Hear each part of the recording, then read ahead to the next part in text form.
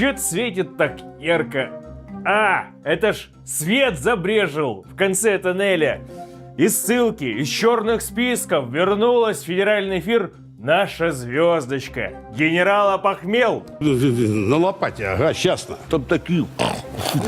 Вот началось-то. Сейчас Андрей Анатольевич опять начнет не в ту сторону, да, как обычно. Не хочу, елки-палки.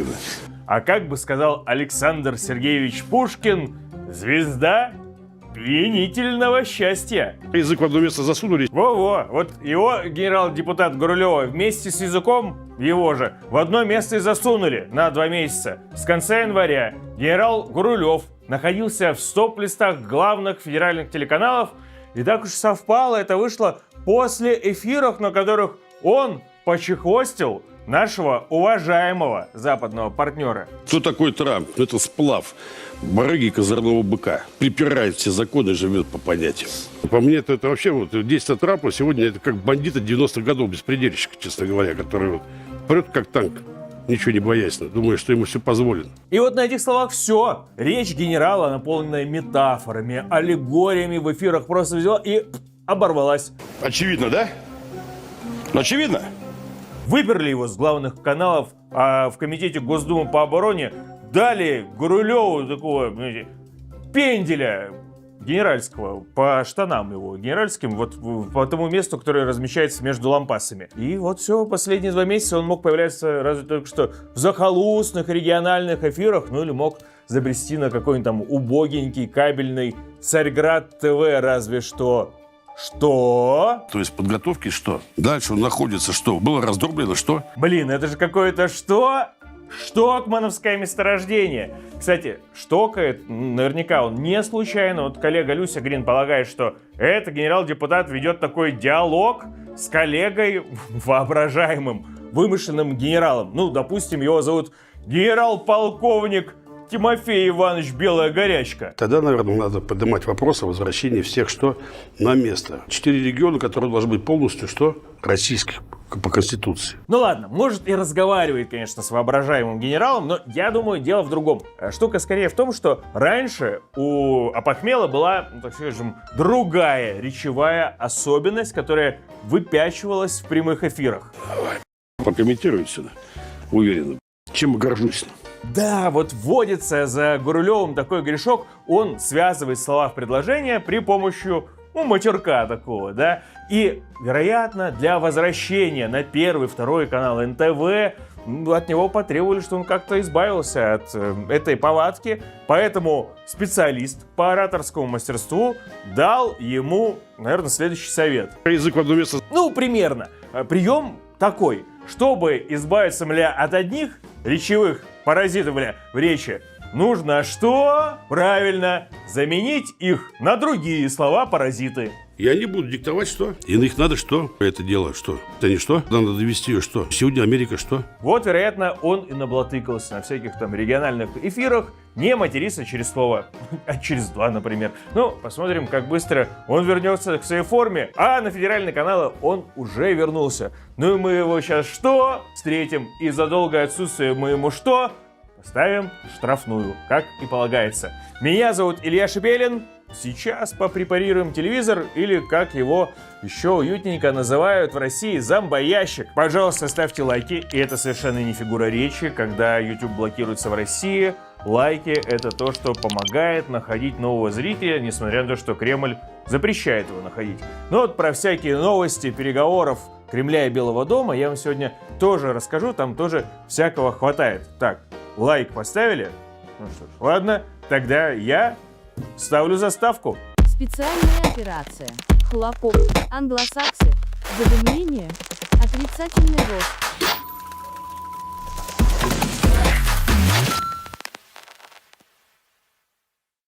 Так, ну а что там? Что там с языками в одном месте? На телевидении это вообще обычай, просто традиция, да? Но язык обычно оттуда не достают, а чаще просто Гурулева вытряхивают из телевизора вместе с его языком. Гурулев слишком громко и неконтролируемо дает самые разные комментарии на темы, которые как будто бы не имеет права озвучивать и комментировать. Что скажете на это? Интересно, что я не имею права озвучивать и комментировать. Возможно, он был и побежден. но не сломлен. Я или буду говорить правду, или буду что?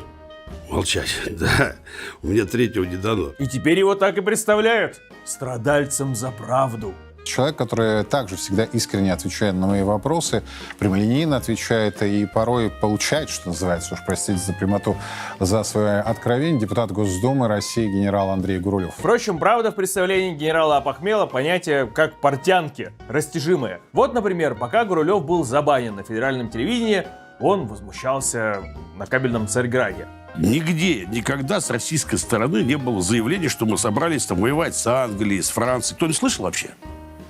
Но это же не существует. Но Лавров сегодня назвал это чушью.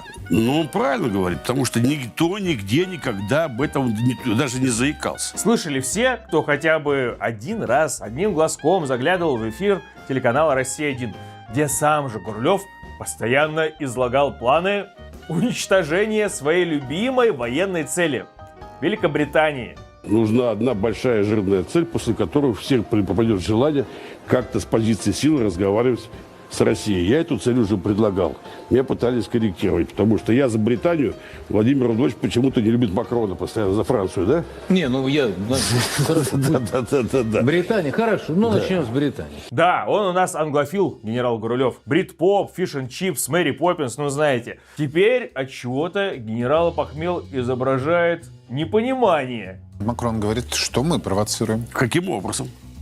Вот через специальную Каким операцию образом? на Украине. Да такого просто не может быть! Наступление – основной вид боя. Оборона – это что? Вынужденный вид боя. Для сохранения сил там, так далее и тому подобное, для того, чтобы потом перейти в наступление.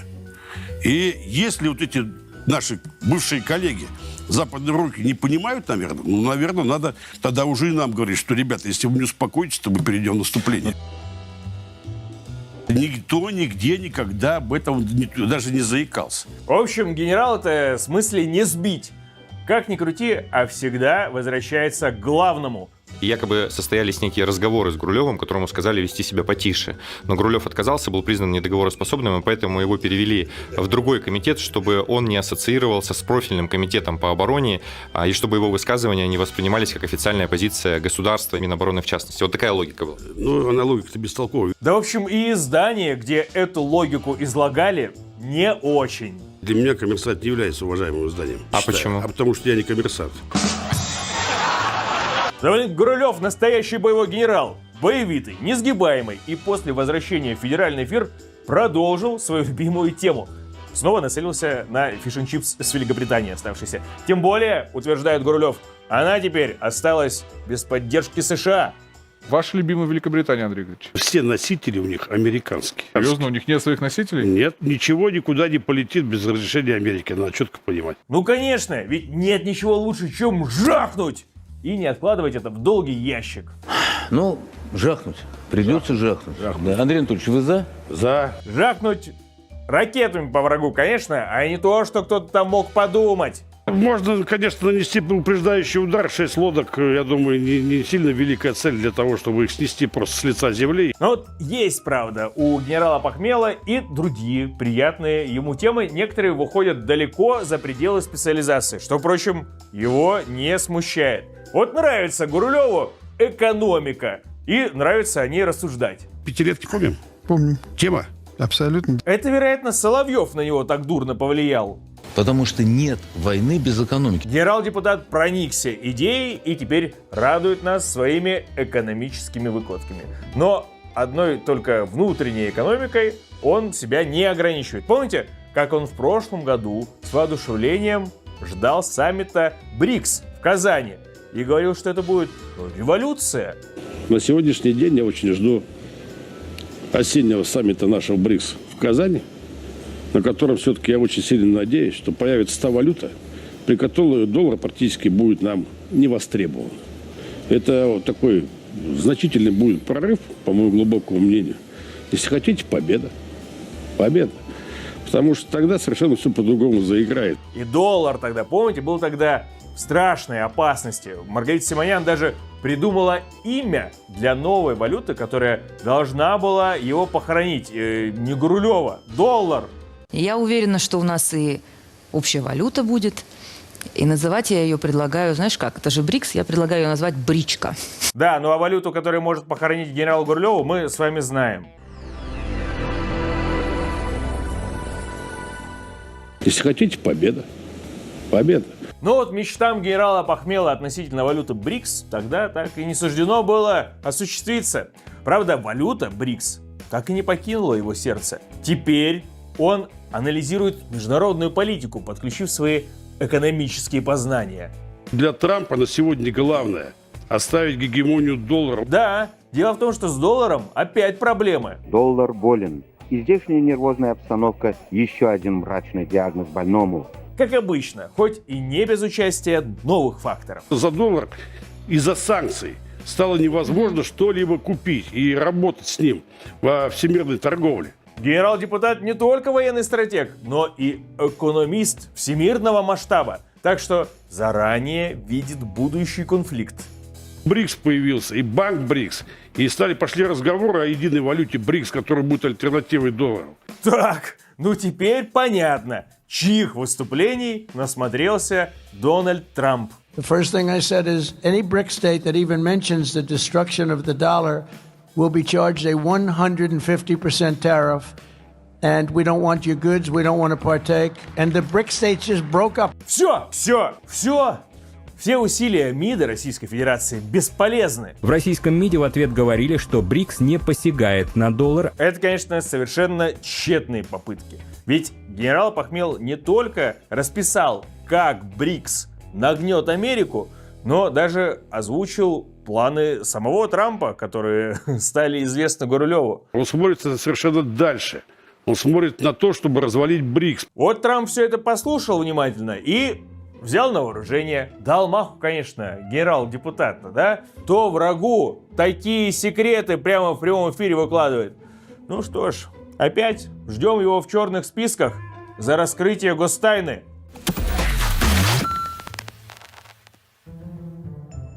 Развалит Дональд Трамп БРИКС или нет, это все вопросы на будущее. А пока все уже выучили, что США наш, союзник, можно сказать, временный. И самые лучшие умы уже подвели под это целую философему. Идентичность Запада, она построена на противопоставлении себя России. Америка исторически не была частью западной идентичности. И отношения Америки, той вот Токвилевской Америки с Россией, они не были отношениями, как у нас сейчас любят выражаться, англосаксонскими, потому что она была антибританией. Владимир Зеленский был стремительно изгнан из американских марионеток. Трамп прекрасно понимает, что Зеленский ему не подконтролен. Страшно сказать, Америка пытается, но все никак не может повлиять на Украину. Но даже на такого, в общем, такого слабенького, прям скажем, партнера, как хунта Зеленского, пока влияние не очень большое.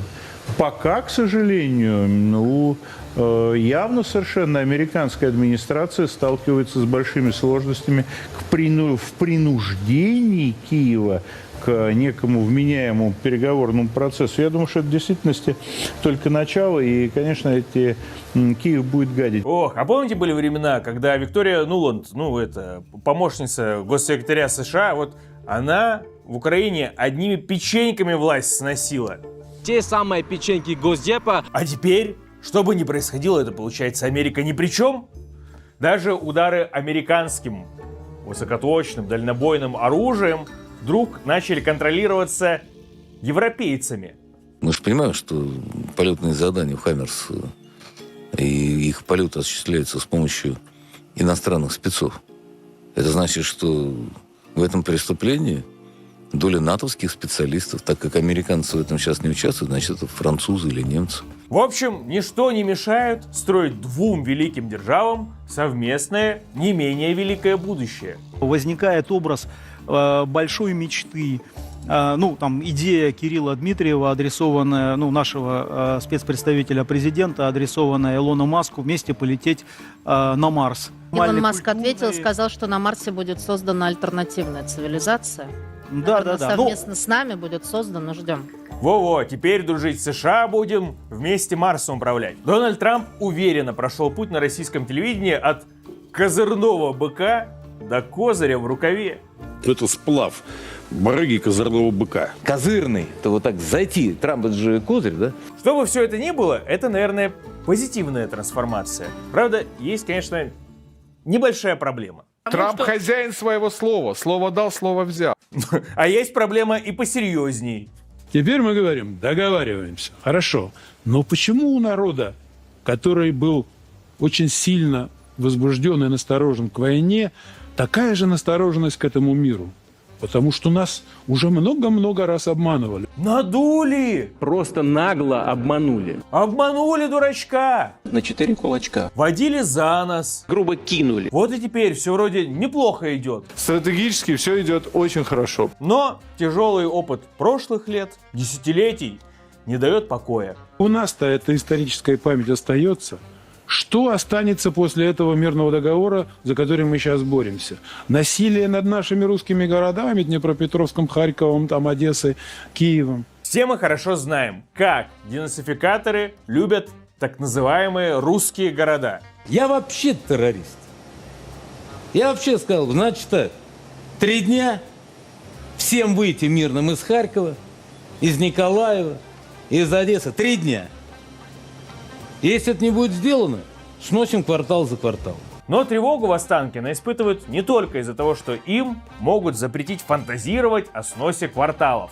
Давайте представим, завтра мы договариваемся с Америкой. Теперь пошли сделки. Редкоземы, нефть, то, все. Бизнесмены придут сюда, немедленно придут. Они придут со своей ключевой ставкой. У него свои автокомпонентчики, у него свои деньги, у него своя ключевая ставка, которую ты сказал в Америке, она 4,5, там в Европе 4,7.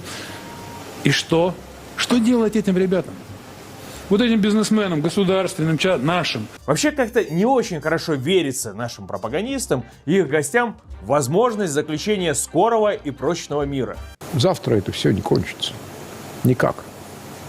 Потому что интересы настолько разные. Реально давать нам возможность устроить у себя на западных границах реальный прочный мир, они же теряют тогда возможность на нас влиять. Нас, кажется, снова вздумали обвести вокруг пальца. Будьте бдительны. Трамп не то, чем кажется. Они просто отходят на другие позиции, где манипуляция немножко более долгосрочная и более на длинной такой ручке, чтобы не запачкаться самим. Ну, в общем, все, мечтатели. Завязывайте со своими фантазиями. Нам не надо вот совсем расслабляться и думать, что вот сейчас там кто-то полетит куда-то, они там от двери до двери побегают, там кто-то там их помодерирует, и они придут с какой-то позицией, которая будет всем хороша. Да не будет такого. Кроме того, кремлевская инфообслуга внезапно обнаружила проблему там, где ее не ждали. Хорошо, мы с вами договоримся. Да, с европейцами вы будете договариваться, судя по всему. Тогда, пожалуйста, обеспечьте для нас четкое видение и понимание того, что вы способны контролировать там ситуацию. Это в каком смысле? Путин же еще когда обещал, что Трамп прижмет Европу к ногтю? Все они встанут у ноги хозяина и будут нежно помахивать хвостиком. Телеполитологи в словах вождя не уверены, что ли? Так?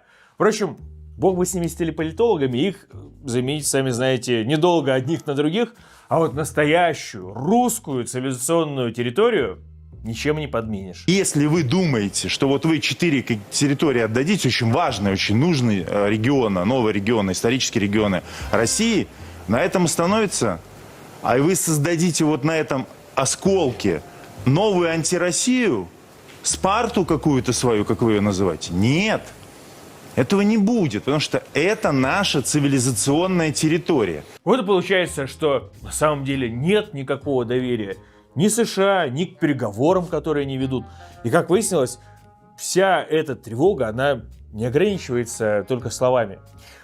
Российская сторона, ожидая подвоха от Америки, начала действовать на опережение. То есть из телеящика раз за разом нас убеждают, что договоренности Путин выполняет, с такой точностью, которую только на ювелирных весах и можно представить. Путин никогда не был замечен в том, чтобы он нарушил данное слово. Путин человек репутации. Ну, блин, пацан сказал, пацан сделал. Невзирая ни на что, включая ущерб собственной армии, если понадобится. Российские военные после переговоров Путина с Трампом получили приказ Верховного Главнокомандующего о прекращении ударов по энергетической инфраструктуре Украины. 6 российских дронов были сбиты российским же «Панцирем», 1 истребителем ВКС. Договоренность в действии. Ну ничего себе! Подумал, там где-то в овальном кабинете Дональд Трамп и зауважал Путина еще больше. Ну сидит у себя там в Белом доме и думает, да, этому русскому можно доверять, в отличие там, от Европы. Как-то так, по крайней мере, считают пропагандисты в телевизоре. Мы видим, как Россия педантично уже начинает соблюдать. Вот вы как раз рассказали про то, как мы сами сбили свои дроны. Это не случайно. То есть мы демонстрируем, что мы вот вплоть даже до таких, казалось бы, мелочей, ну, могли же дроны долететь, они уже запущены. Тем не менее, мы показываем, что мы четко соблюдаем букву этого перемирия. И очевидно совершенно, что Украина уже нарушает и будет нарушать. Но это все происходит днем. А когда на город спускается ночь, просыпается мафия. И Владимир Соловьев со своими друзьями. И уж там просыпаются отъявленные прагматики. Все мы с вами понимаем, что это словесная мишура, которая не находит никакого отражения пока на поле боя. Ну, за исключением различных историй, когда заявляется во всеуслышание, что наши войска сбили 7 дронов, которые выпустили же сами. Ну, в этот цирк поверили на Западе, оно и ладно. Вот это правильно. Нечего ждать, когда Америка надует с этими мирными переговорами. Знаем мы их всех. Надо надуть Америку первыми. Ну, чтоб не было так грустно потом хотя бы. Друзья, ну вот вы и закончили просмотр очередного выпуска телепередачи «Зомбоящик», которую для вас провел, как обычно, я, Илья Шипелин. Как обычно, я прошу людей, кто, ну, вдруг там случайно, может быть, какая-то техническая небрежность Ютуба, вот не проставился у вас лайк, поставьте, пожалуйста, сейчас. Это поможет просмотрам, нахождению новой аудитории, нового зрителя, которому, возможно, вы так поможете, порекомендовав нашу передачу, просто поставив лайк. Но самое главное, вот они, вот это просто вообще дело. Это наши спонсоры, патроны программы «Зомбоящик», то есть спонсоры на сервисе Patreon. И если вы желаете поддержать нашу программу, чтобы она выходила там постоянно, ну и вообще вам просто нравится то, что мы делаем, пожалуйста, вот можете туда проследовать, и коли у вас есть финансовая, техническая возможности и главное желание, я рекомендую вам не сдерживаться, чего вы ждете, как говорится.